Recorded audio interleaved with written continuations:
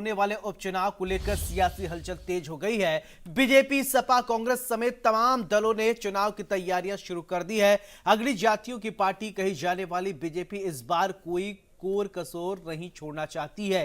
BJP अपने महाअभियान के तहत बीते 2 सितंबर से प्रदेश में सदस्यता अभियान की शुरुआत की है। इसमें देश भर में 1.5 करोड़ सदस्य बन चुके हैं। इस अभियान में यूपी नंबर 1 पर चल रहा है। पार्टी के मुताबिक बीजेपी ने यूपी में अभी तक 40 लाख सदस्य बनाए हैं, जिनमें ओबीसी और दलित वर्ग के 10-10 लाख नए सदस्य जोड़े जाने हैं। और इस लक्ष्य को हासिल करने के लिए बीजेपी ने सभी विधानसभा सीटों पर दलित और ओबीसी को ज्यादा से ज्यादा जोड़ने की तैयारियां शुरू कर दी है। इसके लिए बीजेपी अनुसूचित मोर्चा के साथ साथ दलित और ओबीसी मंत्रियों, दलित और ओबीसी विधायक और ओबीसी और दलित सांसदों की भी ड्यूटी लगाई गई है, जिनका काम ओबीसी और दलित वर्ग के बीच पहुंचकर मोदी और योगी सरकार के कामों की उपलब्धियां गिनाना है, उन्हें पार्टी का सदस्य भी बनाना है।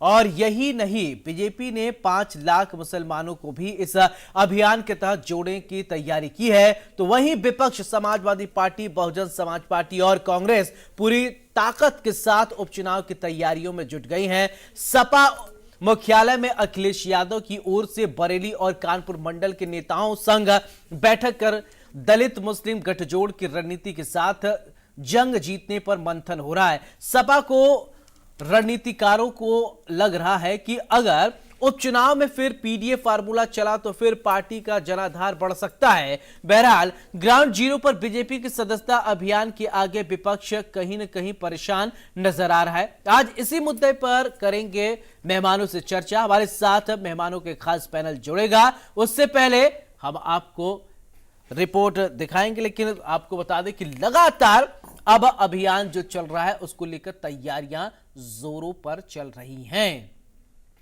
उधर समाजवादी पार्टी ने अपनी पूरी ताकत झोंक दी है। बहुजन समाजवादी पार्टी पूरे शिद्दत के साथ चुनावी मैदान में ताल ठोक रही है बीजेपी सदस्यता अभियान के जरिए।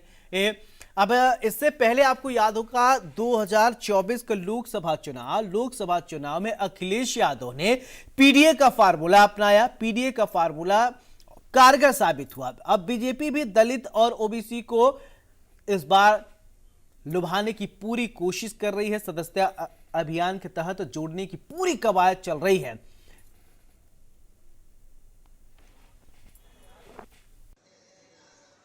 1 सितंबर से शुरू हुए भारतीय जनता पार्टी सदस्यता अभियान में बीजेपी का अब पूरा फोकस उन विधानसभा की सीटों पर है जहां उपचुनाव यानी बाय इलेक्शंस होने हैं।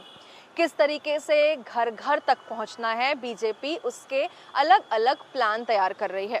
लोकसभा चुनाव में विपक्ष ने आरक्षण खत्म कर देने जैसी बात, साथ ही साथ संविधान में बदलाव की बात की थी। अब इसको जड़ से कैसे खत्म करना है, इसके लिए भारतीय जनता पार्टी दलित और ओबीसी मोर्चे को पूरी तरीके से अलर्ट कर रही है और ज़्यादा से ज़्यादा सदस्य बनाने पर भी काम कर रही है। आपको बताते चले कि जिस तरीके से हर बूथ पर 200 नए सदस्य बनाए जाने हैं, सूत्रों के मुताबिक इन विधानसभा सीटों में 200 में 100 दलित और ओबीसी वर्ग के सदस्य होंगे। इसके लिए भारतीय जनता पार्टी अनुसूचित मोर्चा के साथ दलित और ओबीसी मंत्रियों, साथ ही दलित और ओबीसी विधायक और ओबीसी और दलित जो सांसद हैं उनकी ड्यूटी लगाई गई है। साथ ही वह ओबीसी और दलित वर्ग के बीच पहुंचकर योगी और मोदी सरकार के जो काम हैं वो बताएंगे। साथ ही साथ उन्हें अपना बनाने के लिए जो सदस्य है वो भी बनाए जाएंगे। बीजेपी की योजना ज़्यादा से ज़्यादा दलित और ओबीसी वर्ग तक पहुंचने की है। बीजेपी ने अलग से शक्ति केंद्र प्रभारी भी नियुक्त किए हैं और एक शक्ति केंद्र प्रभारी 5 बूथ की निगरानी करेगा। यूपी में ओबीसी और दलित वर्ग के 10-10 लाख नए सदस्य जोड़े जाने हैं। बीजेपी ने इसका प्लान तैयार कर लिया है और इसके अलावा बीजेपी ने 5 लाख मुसलमान को भी यूपी में जोड़ने की तैयारी की है। लाभार्थी वर्ग में काफ़ी मात्रा में मुस्लिम वर्ग के लोग भी हैं और उन्हें भी बूथ से जोड़ा जाएगा। आपको बता दें कि जिस तरीके से भारतीय जनता पार्टी का जो पूरा फोकस है वो सदस्यता अभियान को लेकर के है और ये नए लोग हैं, नए सदस्य हैं जिनका कोई भी पॉलिटिकल बैकग्राउंड नहीं है, फ्रेश फेसेस, नए कंपटीशन माइंड के साथ हैं। और क्योंकि उत्तर प्रदेश सबसे बड़ा राज्य है और यही एक वजह है कि यहाँ पर 3 करोड़ से भी ज़्यादा सदस्य बनाने का टारगेट सेट किया है भारतीय जनता पार्टी ने। और साफ तौर पर इस बार देखा जा रहा है कि ओबीसी की अगर मैं बात करूं, साथ ही साथ दलित वर्ग की बात करूं, तो यहाँ पर सबसे ज़्यादा जो साधना है लोगों को उसकी तैयारी करती नजर आ रही है भारतीय जनता पार्टी। लखनऊ से वीडियो जर्नलिस्ट राजेंद्र के साथ मैं निकिता सरीन, इंडिया न्यूज़ के लिए। तो ऐसे में सवाल, सदस्यता अभियान बीजेपी इस समय नंबर 1 पर चल रही है उत्तर प्रदेश में। यूपी की अगर बात करें तो 40 लाख सदस्य बने हैं। देश में करीब 1.5 यानी 1.5 करोड़ सदस्य भाजपा ने अभी तक बना लिए हैं, लेकिन नंबर 1 पर अभी उत्तर प्रदेश है। 40 लाख लोग बीजेपी की सदस्यता ग्रहण किए हैं।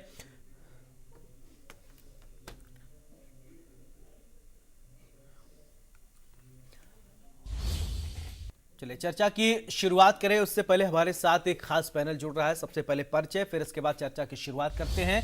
अश्विनी शाही जी, नेता बीजेपी, बहुत बहुत स्वागत है। डॉक्टर सुधा मिश्रा, प्रवक्ता कांग्रेस, बहुत बहुत स्वागत है।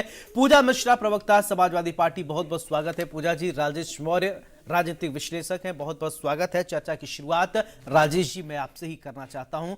किसी भी सियासी पार्टी के पास न जाते हुए उत्तर प्रदेश में और पूरे देश में बीजेपी सदस्यता अभियान चला रही है और उत्तर प्रदेश नंबर 1 पर है और उपचुनाव भी नजदीक है और इस समय उत्तर प्रदेश में 40 लाख बीजेपी के सदस्य बन चुके हैं। कैसे आप देखते हैं? फिर इसके बाद मैं राजनेताओं से विश्लेषण लूंगा।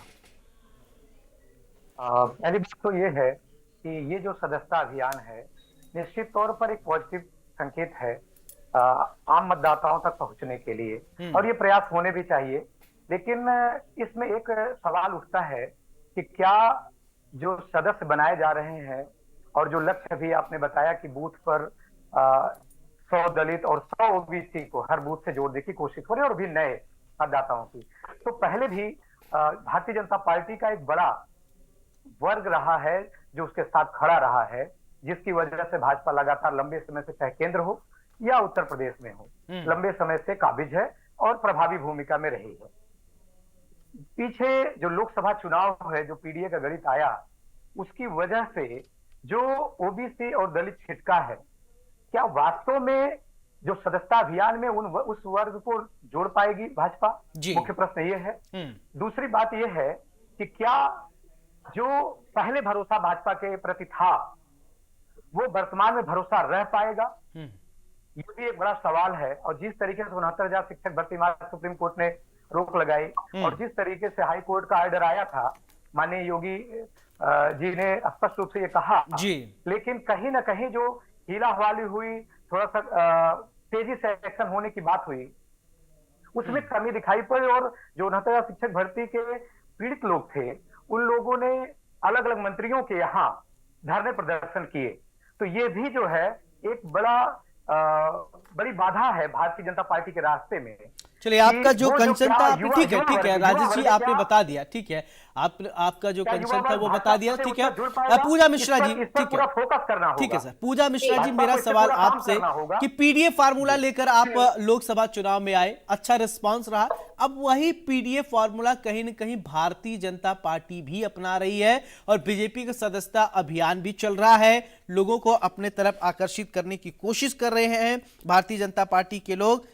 और आपकी तैयारी उपचुनाव को लेकर कैसे है? यहाँ तो सौरभ जी, आपको नमस्कार और पैनल में उपस्थित सभी प्रवक्ताओं को मेरा नमस्कार। आपने कहा कि भाजपा की चल रही है जो है सदस्यता अभियान, आपको पता होगा इनके 6 साल में सबकी सदस्यता खत्म हो जाती है। माननीय प्रधानमंत्री जी की सदस्यता खत्म हो गई, तो फिर पहली बात तो जो पहले बेसिक सदस्य हो रहे होंगे इनके सारे प्रधानमंत्री जी, मुख्यमंत्री, जो प्रदेश अध्यक्ष वगैरह होंगे, पता नहीं, मुझे लगता है कि कार्यवाहक है, निवर्तमान कहे, क्या कहे, जो भी है। हालांकि हर पार्टी का अपना कायदा होता है, अपना कॉन्स्टिट्यूशन होता है, हमारा भी कॉन्स्टिट्यूशन है। हम 5 साल बाद में जो है हमारे यहाँ पे सदस्यता अभियान चलाया जाता है, इनके यहाँ पे 6 साल पे चलाया जाता है चुनाव के बाद में। हाँ, ये अगर जा रहे होंगे दलितों के पास में तो क्या कहेंगे, हमने 19,000 आपकी सीटें खाली थी, फिर हमने कहा हम 24 घंटे में जो है फिर से नई लिस्ट जारी करेंगे, फिर भी हमने आपको छोड़ दिया धक्के खाने के लिए। जो आपके साथियों ने आत्महत्या कर लिया, आप उनके जो है लाशों पे चल करके आप हमारी पार्टी की सदस्यता करिए, या फिर आप ये कहेंगे कि जब वो अभ्यर्थी प्रोटेस्ट कर रहे थे आपने कहा ये लात खाने योग्य है, मैडम अभी ये उत्तर समाजवादी प्रदेश पार्टी के नंबर 1 पे कार्यकर्ता चल रहा है है। पूजा जी। उत्तर प्रदेश में 40 उत्तर लाख प्रदेश में सदस्य जैसे बन चुके हैं भारतीय जनता मैं पार्टी उससे भी के। आ जाती हूँ ना सौरभ, आपने सौरभ जी उससे भी आ जाती हूँ। जब अयोध्या का मंदिर बना था तो इन्होंने क्या किया था ना, ये जो इनके मंत्री होते हैं ना, विधायक होते हैं ना, उनको जिम्मेदारी दे रही थी। अरुणाचल प्रदेश से 2-2 हजार रुपए लेना होता था लोगों से और कहता था कि आइए अयोध्या मंदिर घुमाएंगे 2 हजार में, और ये पूरा जिम्मेदारी उनको दिया गया होता। और ऐसे डिस्टेंस के हिसाब से कहीं पे यहाँ पे उत्तर प्रदेश में 200 रुपए लिए जाते इलाहाबाद से ले जाने के लिए, तो ये जिम्मेदारी दे दी जाती। सारे आंकड़े हैं, इनको आप वोटों में मत काउंट करिएगा, क्योंकि ये इनके मंत्रिमंडल को जिम्मेदारी, आपको पता है प्रैक्टिकल बात करते हैं ना सौरभ जी ग्राउंड पे, कि ये इनके मंत्री को जिम्मेदारी दे देगी, इनके विधायक ऊपर भी प्रेशर है तो वो करेंगे भी, चाहे जैसे भी करें, भाई आप वोट करें या ना करें, लेकिन हम आपको जो सदस्यता करके दे देंगे। इनकी तो ऐसे नियत ही चलती है। इन्होंने 25 करोड़ लोगों को गरीबी रेखा से बाहर किया, कैसे किया सौरभ जी? नीति आयोग की बहुआयामी मापदंड से, पर कैपिटा इनकम बढ़ा के नहीं, नीति आयोग की बहुआयामी मापदंड लेकर के आते हैं, 25 करोड़ लोगों को गरीबी रेखा से बाहर ठीक है करते हैं। अश्विनी जी, ठीक है मैडम, आपकी बात आ गई। ओके अश्विनी जी, मेरा सवाल आपसे, देखिए मिश्रा जी जो कह रही हैं वो कह रही कि जो लोग जुटेंगे, पूजा मिश्रा जी, क्योंकि हमारे सब पैनल में 2 मिश्रा जी है, तो पूजा मिश्रा जी जो कह रही हैं, तो मैं ये जानना चाहता हूं कि जो लोग सदस्यता ग्रहण कर रहे हैं क्या गारंटी है कि वो वोट ही देंगे? ये पूजा मिश्रा जी आरोप लगा रही हैं। जी देखिए, पूजा जी और सुधा जी दोनों हमारी बहनें हैं और हम लोग बहुत डिबेट पर बैठते हैं। कोई दोनों मिश्रा में कोई भेद करने में कहीं जो है हमको कहीं कोई दिक्कत नहीं होगी। प्रवक्ता एक कांग्रेस और एक सपा, इसलिए जी तो पूजा जी ने अभी जो कहा, क्योंकि देखिए ये भारतीय जनता पार्टी का एक अभियान है, सदस्यता अभियान, हम हर 6 साल पर उसको रिन्यू करते हैं, उसमें कहीं समाप्त नहीं होता है। लेकिन ये जो विचलन की स्थिति समाजवादी पार्टी में, हमारे दल के जो मेंबरशिप में अगर ये विचलन की स्थिति देखने को मिलता है तो इसका मतलब है कि हम लोग सही दिशा में जा रहे हैं। चाहे हमारे लोगों को टारगेट मिला हो, तो टारगेट मिला है तो हम वहां उतने, अभी राजेश जी ने एक बात का एक लाइन जिक्र किया कि कार्यकर्ताओं को जनता तक पहुंचने का एक माध्यम है बहुत बढ़िया, एक लाइन इन्होंने बोला था। तो एक आप समझिए कि हम जन संवाद कर रहे हैं, और कहीं हम विधायक को अगर टारगेट दिए हैं कि 20,000 बनाओ, चाहे हम सांसद को टारगेट दिए हैं, तो उनके लोग या माननीय विधायक, माननीय सांसद बूथ तक पहुंचने के बाद जब उनको मेंबर बनाएंगे, उसके बाद उनका सत्यापन करने उनके पास हमारे लोग जाएंगे, हमारे कार्यकर्ता जाएंगे, तो एक जन संवाद बढ़ेगा। और जो एक राजेश जी, आपको मैं जो कहते हैं आशा नहीं, पूरे विश्वास के साथ कहता हूं कि हमारे ऊपर से विश्वास नहीं हटा है। हटा कहां से है? बहन सुधा जी ने जो 8500 खटाखट वाला जो स्कीम लगा दिया, और इन लोगों ने, तो उस पर जनता इस तरीके से वहां पर चोट खाई है कि भरोसा उधर से उठा है कि भाई देखो, भरोसा तो योगी के जी के पास है, हमारे ये लोगों पर एक बार काट की हांडी चढ़ गई, गलती से जो है हम लोग चले गए, झांसे में आ गए, तो झांसा तो उधर मिल रहा है। यहाँ पर क्या हो रहा है? एकदम स्टैंप लग रहा है कि जो योजना है वो हमारी माताओं बहनों तक पहुंचना है, शौचालय पहुंचना है, चाहे जनधन योजना का अकाउंट पहुंचना है, चाहे आयुष्मान योजना पहुंचना है, या राशन पहुंचना है। योजनाएं तो बहुत है, गिनाने लगेंगे तो पूरा समय समाप्त हो जाएगा, तब तक पहुंच रहा है। तो कहने का तात्पर्य हमारे कार्यकर्ता वहां पहुंचेंगे, हम अपने लोगों को किस तरीके से जागरूक करेंगे, वहां से हम कैसे लोगों को निकालेंगे, ये वोट में कितना तब्दील होगा, ये तो अब 27 की बात होगी, चाहे अभी 10 जो है चुनाव होंगे। सुधा जी, मेरा सवाल आपसे, देखिए अभी अश्विनी जी ने एक शब्द खटाखट और शब्दों का इस्तेमाल किया, और फटाफट लोकसभा चुनाव में इस तरीके के शब्दावलियों को बड़ा इस्तेमाल आप लोगों की तरफ से किया गया था। लेकिन अभी सामने जो है उपचुनाव है, और बीजेपी जो है अभी खटाखट जो है सदस्य बना रही है, और आप लोगों की क्या तैयारियां चल रही है? आप लोग भी खटाखट कांग्रेस से लोग जुड़ रहे हैं और फटाफट जुड़ रहे हैं? नहीं, उनके यहाँ से जो फटाफट लोग निकल रहे हैं, जो जिनके पिछले 10 वर्षों के और 7 वर्षों के उत्तर प्रदेश के हैं, वो 10 से जो फटाफट वहां से हट के हमारी तरफ आ रहे हैं, उसके लिए ये लोग एकदम घबराहट में एकदम फटाफट अपना अभियान चला रहे हैं। तो इसकी चिंता सौरभ जी न करिए। जी। सबसे पहले माफी के साथ मैं अपनी बात को शुरू करना चाहूंगी। हमारे भाई ने कहा कि हमारी बहनें हैं, बिल्कुल बहनें हैं, और बहनों के साथ इस देश में और इस उत्तर प्रदेश में जो हो रहा है दुनिया देख रही है। काश हर भाई अपनी बहनों की रक्षा के लिए साथ में ऐसा खड़ा होता। बात हो रही सदस्यता अभियान की। इस सदस्यता अभियान में अगर काम किया गया होता तो शायद ये दरवाजे पे जाके बताना न पड़ता कि हमारे सदस्य बन जाइए। लोग आके खुद बनते कि भैया आपने अच्छा काम किया है, आप सदस्य बनना चाहते हैं। तो ये दिखाता है कि 10 वर्ष कार्यकाल करने के बाद पूरी सत्ता इनके हाथ में थी, इनके पास सारे संसाधन थे, जनता का समर्थन था।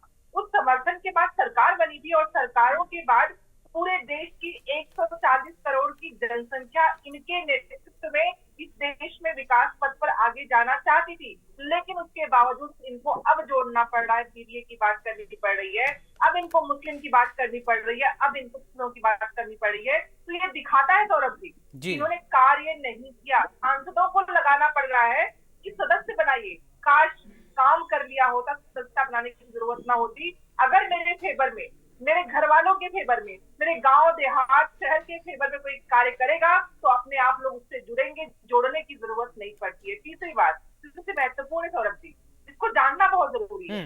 दूसरों के बारे में फहमियां पैदा करने, कहा कि जो 8,500 की बात थी, सरकार बनने के बाद की बात, कैसी सरकार है ये जो उस बात को इस तरह झूठ के प्रपंच में भला के लोगों के सामने रखती है और हर मंच पे डिबेट में रखते हैं।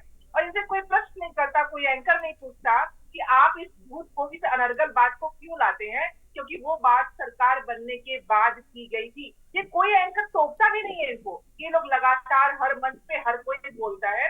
इनके यहाँ चूंकि व्हाट्सएप यूनिवर्सिटी के बोले गए लाइनों को कॉपी करके पेस्ट कर दिया जाता है। और मैं मानती हूँ सदस्यता के लिए कार्य करना चाहिए। हम विपक्ष में हैं, हमारे पास सत्ता नहीं, सरकार के कार्य करने और जन संपर्क करके उनके हित में काम करने का है, जनता से संपर्क करने का हम कर रहे थे। इनके पास संसाधन, पुलिस और सब कुछ था। उसके बाद अगर जोड़ना पड़ रहा हो इस हद तक कि सांसद अपना संसदीय क्षेत्र छोड़कर, अपने कार्यों को छोड़कर, विधायक अपने कार्यों को छोड़कर भाजपा के लिए जो सदस्यता अभियान है उसको चलाए और उसको एक मिल जाए कि आपको इतना सदस्य बनाना है। इस देश के लोकतंत्र के उपहास की स्थिति है कि वर्तमान सरकार। सुधा जी, छोटा सा कमेंट, फिर मैं राजेश जी के पास जाऊंगा। किसी ने रोका है आप लोगों को सदस्य बनाने से? कांग्रेस को किसी ने रोका है? आप भी करिए, आप अपना कुनबा बढ़ाइए, लोगों को अपने तरफ अट्रैक्ट कीजिए। किसी ने आपका हाथ पकड़ा है क्या? इतना बौखलाने की जरूरत नहीं है। मैंने कहा अगर सरकार जनता के हित में कार्य करती तो इस तरह के अभियान को अपने सांसदों को एक टारगेट देने की जरूरत चलिए, अश्विनी जी कुछ कहना चाह रहे, बोलिए जल्दी। जो कार्य कर रहे ये सुधा जी ये सुन लीजिए आप बस। सुबह हिंदुस्तान के करोड़ों गरीब अपना बैंक देंगे और जादू से 8,500 रुपए उस महीने के अंदर। ये आप ही के नेता बोल रहे हैं सुधा जी। नहीं, उन्होंने कहा आपको मैं भेज दूंगा सुधा जी। उन्होंने कहा 1 जुलाई को उन्होंने कहा है, स्पष्ट रूप से कहा है। अब इसमें कोई वो नहीं है। मैंने आपको हाथ कंगन को आरसी क्या, पढ़े लिखे को फारसी क्या, मैंने आपको स्पष्ट बता दिया। मैंने तो प्रमाण दे दिया कि क्या उन्होंने कहा है। आप कह रहे हैं सरकार बनने के बाद सिग्नेचर करके दिया था जी, सिग्नेचर करके दिया गया था। वो ऐसा नहीं है कि ऐसे दिया गया था। राहुल गांधी जी के दस्तखत थे, कैसे भिजवाया गया था। तो इस झूठ से जनता उब चुकी है, कोई ऐसी बात नहीं। और हमने काम किया है और हम काम को लेकर अपना जाते रहते हैं। लेकिन ये संवाद करना, आपके कितने मेंबर हैं बताइए? आपने क्यों नहीं मेंबर बना लिया बताइए जरा। सुधा जी, कांग्रेस के मेंबरों की संख्या बता दीजिए उत्तर प्रदेश में कितनी है। हम तो आज अभी देखिए, सौरभ जी ने भी बताया 40 लाख बना चुके उत्तर प्रदेश में। हमारा टारगेट है 3 करोड़ का, हम पूरा कर लेंगे। लेकिन कांग्रेस का ठीक है, मैं आपके पास आ रहा हूं अश्विनी जी। राजेश जी, मेरा सवाल आपसे, देखिए किसी भी पार्टी को, चाहे वो समाजवादी पार्टी हो चाहे कांग्रेस हो, किसी ने सदस्य बनाने से तो रोका नहीं है। तो अगर भारतीय जनता पार्टी सदस्य बना रही है तो विपक्ष को कोई दिक्कत है क्या? विपक्ष को क्यों दिक्कत होनी चाहिए? इसलिए कि सदस्यता अभियान सबका अपना अपना होता है कि कितने साल का है और हम करते हैं। और ये सही है कि जनसंपर्क का एक माध्यम है। इसी बहाने पदाधिकारी कार्यकर्ता आम जनमानस के बीच में पहुंचते हैं जी। मामला इस बात पे आके अटकता है कि क्या जो भरोसा एक प्रकार से टूटा, जो जमीनी स्तर पे दिखाई देता रहा है, क्या वो भरोसा जो कार्यकर्ता पदाधिकारी विधायक या सांसद जो भी जा रहे हैं, मंत्री जा रहे हैं, जो संवाद करने की कोशिश कर रहे हैं, वो उस जनता को, उस आम विशेष तौर पे युवा वर्ग को समझा पाएंगे? क्या बेरोजगारी के मुद्दे पर अभी पुलिस का एग्जाम हुआ है और अच्छे से हो गया, इस बार अभी तो स्थिति नहीं आई कि कोई पेपर लीक हुई, लेकिन जो पिछली घटनाएं हुई उसने निश्चित तौर पर छवि को थोड़ा सा नुकसान पहुंचाया था। लेकिन जो स्थितियां हैं बेरोजगारी पर, जो है जातिगत जनगणना पर, जो पीढ़ी जिसको लगातार उठा रही है, और जो उन्नत शिक्षा भर्ती या विभिन्न जो ऐसे मुद्दे हैं, महंगाई का मुद्दा है, कर पाएंगे कार्यकर्ता पदाधिकारी और जो संगठन के लोग हैं, जितना बेहतर डिफेंड कर पाएंगे, जितना अच्छा कन्विंस कर पाएंगे, निश्चित तौर पर भाजपा को इसका फायदा होगा। और अगर वो समझाने में कहीं चूक होती है, या कई बार ऐसा होता है कि हम जमीन पर उस स्तर से काम नहीं करते, दिखावटी कर देते हैं, तो फिर वहां उसका भविष्य बनाना उद्देश्य नहीं है, बल्कि लोगों के बीच पहुंचना उद्देश्य है। तो उस पहुंचने में क्या जनता को, आम जनमानस को, जिस वर्ग को, ओबीसी को, जो कहीं न कहीं पीढ़ी की तरफ गया था, दलित वर्ग जो पीढ़ी की तरफ गया था, क्या उसको फिर से यकीन दिला पाएंगे? युवा वर्ग जो सबसे बड़ी आबादी है हमारी, क्या युवाओं का भरोसा फिर से आ पाएगा? जो नौकरियों की लगातार उनकी मांग रही है, तो कहीं न कहीं भाजपा को इसके लिए एक रणनीति बनानी पड़ेगी। अभी भी जातिगत जनगणना पर स्टैंड पूरा क्लियर नहीं हो पाया है जिस तरीके से चाह रहे हैं, और वो भरोसा जमीन पर अभी नहीं आया भाजपा का। अगर वो उस पर कोई ऐसी कोई स्थिति नहीं आती है, वो समझ नहीं पाएंगे कि हाँ इस पे भाजपा क्या कर रही है। सदस्यता अभियान से फायदा नहीं होगा राजेश जी, एक शब्द नहीं होगा। ये तो क्लियर है कि सदस्यता किसी का होगा, लेकिन वो फायदा कितने स्वरूप में होगा, उस कितना बेहतर हो पाएगा अंतिम स्वरूप में वोट डालने के समय तक, वहां ठीक है मामला पूजा आ मिश्रा सकता जी, है। ठीक है पूजा मिश्रा जी, सदस्यता अभियान के अलावा आप लोग पीडीए फार्मूला पे चल रहे हैं, उपचुनाव सामने है, तैयारियां कैसे चल रहा है, और ये आपका फाइनल कमेंट होगा? देखिए सौरभ जी, समाजवादी पार्टी हमेशा से जनता के बीच में रही है और जनता के मुद्दे ही उठाती रही है। यूं ही नहीं, जो है भाजपा के जो कार्यकर्ता हुआ करते थे, विधायक रहते थे, वो कहते थे कि जो है समाजवादी पार्टी के कार्यकर्ता है जो प्रोटेस्ट कर रहे हैं, अभ्यर्थियों को भी ये कहा जाता था, क्योंकि हम उनके साथ में खड़े रहते थे। 2024 का जो परिणाम आया है वो इनके बौखलाहट के लिए काफी है। अभी जो ऐसे बौखलाए हुए कि इन्होंने जो है, ठीक है, बौखलाए हुए हैं, अब उपचुनाव आगे है, ठीक है। अश्विनी जी, बौखलाहट आप लोगों की कह रही है, सुधा जी बौखलाहट बहुत ज्यादा है, अब शायद उपचुनाव में कुछ कम हो।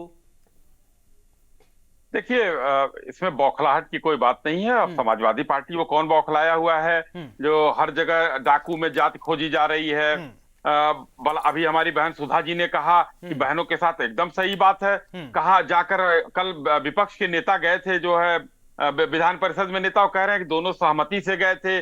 जूही सिंह जी सपा की नेता, वो कहीं कि 12 बजे रात में कौन सी नौकरी मांगने गए, तो इन लोगों को भी उसका ख्याल नहीं है। अपराधियों में जात खोजना है, हर अपराधी के साथ समाजवादी पार्टी खड़ी मिलती है, चाहे डाकू हो, बलात्कारी हो, जी, बहुत कम शब्दों में जनता जान चुकी है, जनता जान हमारे चुकी पास। है। ठीक है सर, आपके विधायक है सुधा मिश्रा जी, ठीक है पूजा जी, आपका टाइम खत्म हो गया, ठीक है सुधा जी, कम शब्दों में फाइनल कमेंट। सौरभ जी, देश की जनता बहुत समझदार है, वो जानती है कि कौन उनके हित में कार्य कर रहा है, कौन नहीं कर रहा है, और जनता ने समझदारी लोकसभा चुनाव में दिखाई है। और वही हम जानते हैं कि जनता से जो हमारा संपर्क है, ये कुछ भी के लिए करें, ये कुछ भी जोड़ने का प्रयास करें, बिल्कुल। जनता चलिए, हमारे साथ हमारे पास वक्त कम है, बहुत बहुत शुक्रिया आप सभी का, माफी के साथ। अश्विनी जी बहुत बहुत शुक्रिया आपका, सुधा जी बहुत बहुत शुक्रिया, पूजा मिश्रा जी बहुत बहुत